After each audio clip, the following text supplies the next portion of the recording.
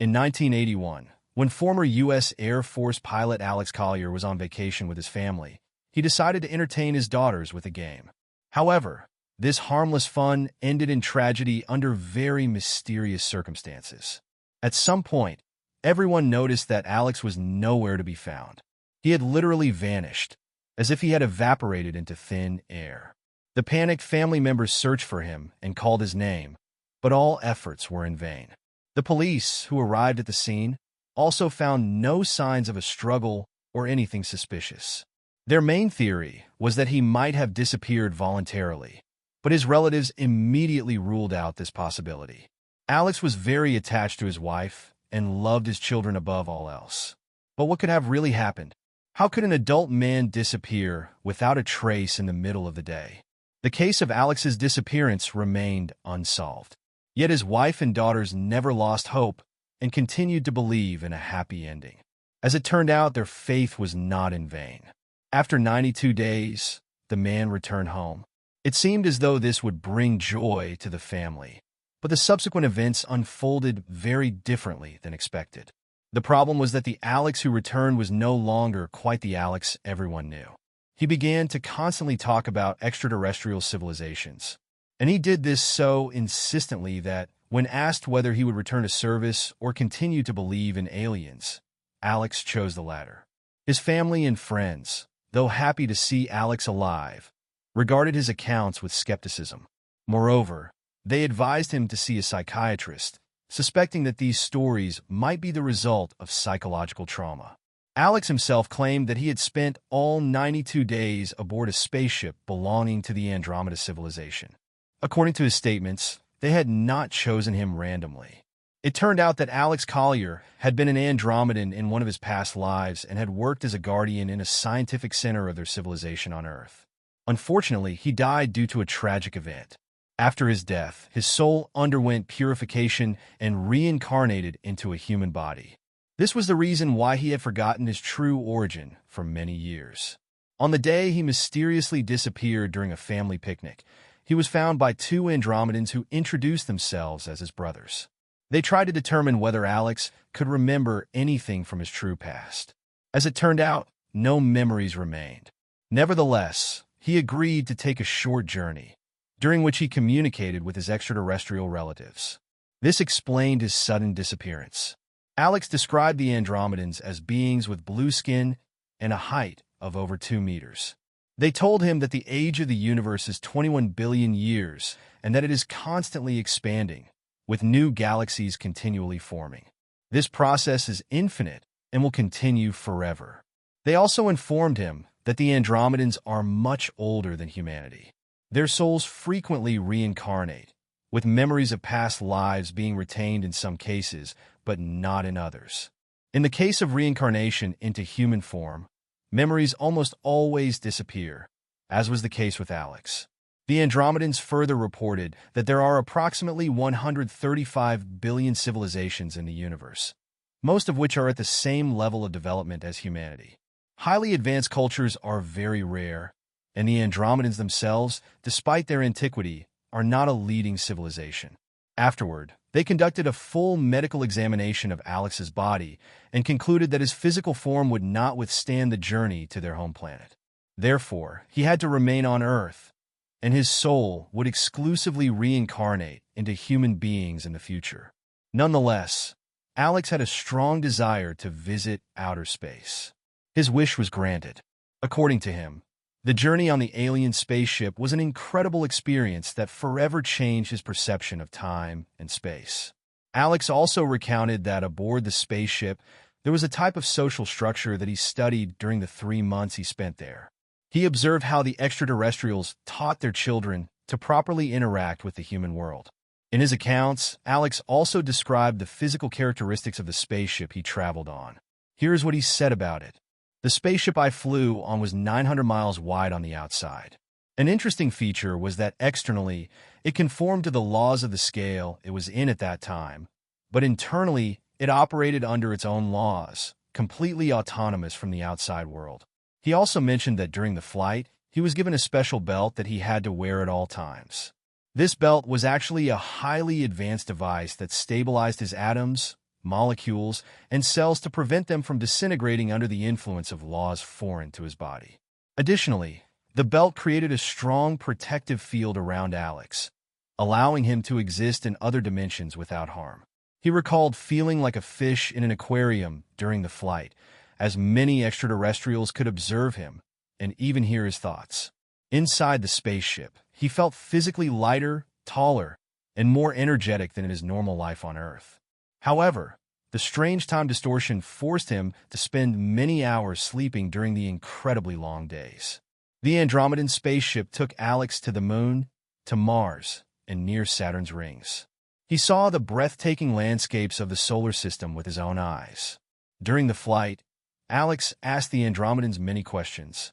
For example, he inquired whether there were other intelligent beings in our solar system. They replied that humans were the most numerous civilization, but life existed on almost all planets. On Venus, it was silicon-based. In the atmospheres of Saturn and Jupiter, it was methane-based. And on Neptune, it was crystalline. They also informed him that compared to the Andromedans, humanity was not particularly advanced in terms of technology, spirit, or intellect. The extraterrestrials further explained that humanity originated from the Lyra constellation and that there are 5 dimensions still unknown to humans. Currently, humans had just reached the 3rd level. At the 4th level, humanity would develop a collective consciousness, which would manifest not only in concern for themselves but also for the environment. This so-called collective consciousness would enable everyone to use telepathy and read each other's thoughts. As a result of this development, every member of their society is pure, open, and free from hidden intentions. In this state of consciousness, energetic systems and fields can be perceived, allowing every being entering this dimension to become clairvoyant. Alex also shared some details about the civilization of the Andromedans. They have a single power structure and surpass Earth by 4,700 years in spiritual development and by 500,000 years in technological advancement. They maintain a healthy balance between the spiritual and technological aspects of their lives. In other words, they use technology solely for spiritual progress. Their legal system is based on decisions made according to an individual's energetic field. The Andromedans are proficient in all sciences and excel in telepathy and clairvoyance. In each of their incarnations, an Andromedan soul is aware of its purpose and remembers its previous reincarnations. Additionally, they can observe their own evolution in the afterlife realm.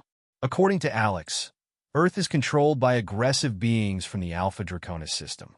These beings arrived on Earth after humans and manipulate them in various ways. Their goal is to plunge humanity into chaos to gain control over the planet.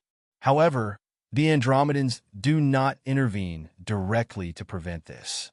Instead, they aim to make humanity wiser, better, and spiritually stronger. This is just a small part of what Alex shared with his relatives and friends. As previously mentioned, no one believed him, and he was forced to undergo a series of psychological tests.